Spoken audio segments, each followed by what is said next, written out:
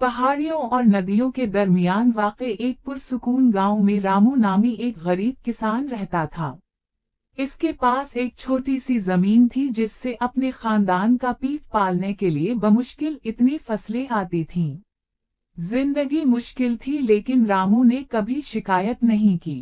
वो सुबह से शाम तक काम करता, खेतों में हिल चलाता, बीज बोता और बारिश की दुआ करता।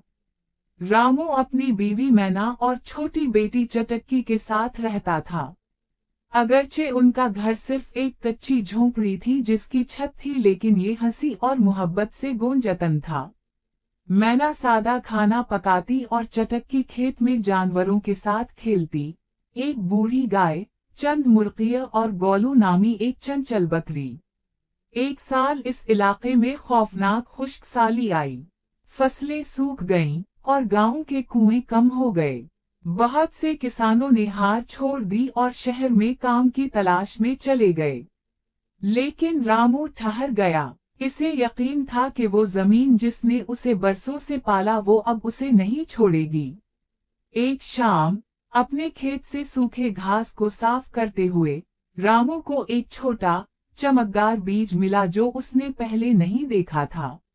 मतजस्सुस होकर वो उसे घर ले गया और मैना को दिखाया।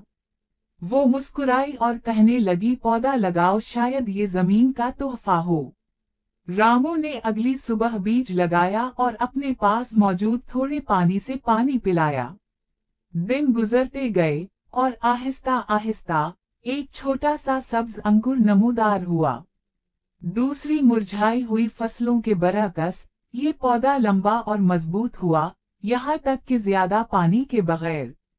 कुछ हफ्तों बाद पौधे ने फल दिया, बड़े सुनहरी फल जो सूरज की रोशनी में चमकते थे। जब रामू इन्हें गांव के बाजार में ले गया तो लोग खौफजदा होकर आसपास जुमा हो गए।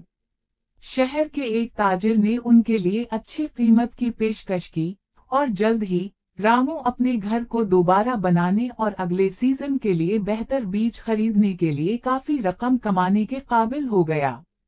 रामू को इस जैसा दूसरा बीज फिर कभी नहीं मिला, लेकिन इसकी जरूरत नहीं थी। पुरस्कार पौधे ने अपना काम कर दिया था, इसने उसे उम्मीद दी और दूसरा मौका दिया। बरसों बाद लोग अब भी रामू की सुनहरी फसल के बारे में बात करते थे, लेकिन रामू सिर्फ मुस्कुरा कर कहता, ये वो बीज नहीं था जिसने मेरी जिंदगी बदल दी, ये ईमान, मेहनत और थोड़ी सी उम्मीद थी।